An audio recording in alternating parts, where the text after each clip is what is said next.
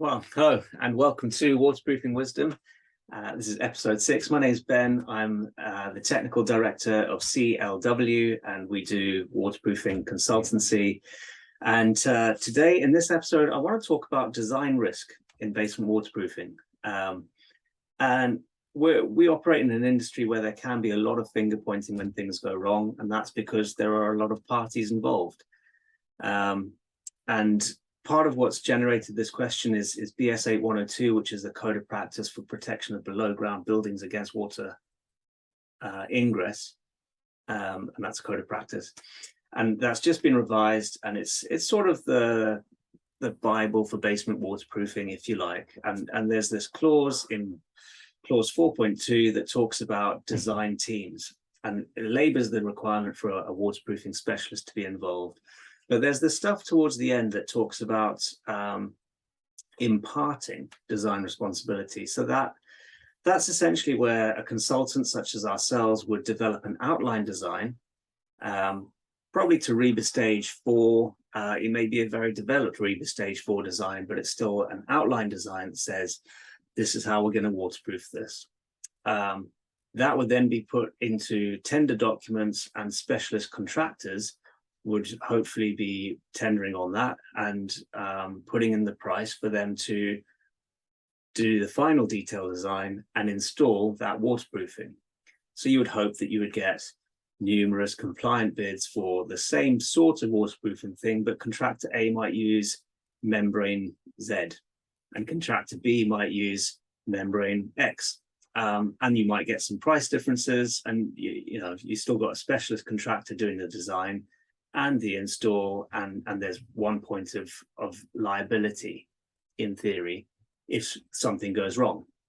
So that's what that's all about, and I just wanted to cover a couple of points. The first is I think there can be a lot of confusion about, well, who has design responsibility, and I think ultimately we and you are responsible for what you do.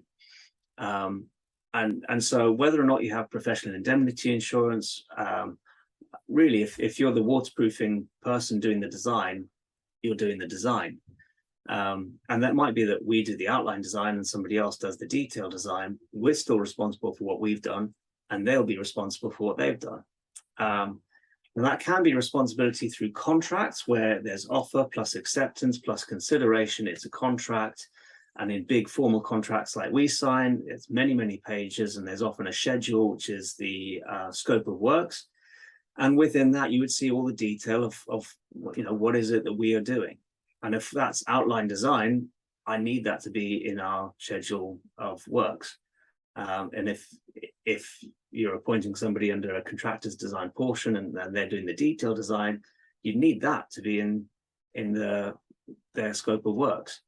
But you can also be responsible just through torts, which is, I'm not even going to try and explain it, but you can owe a duty of care even where you don't have a contract. And so if you're doing waterproofing design, you're responsible for it, by and large.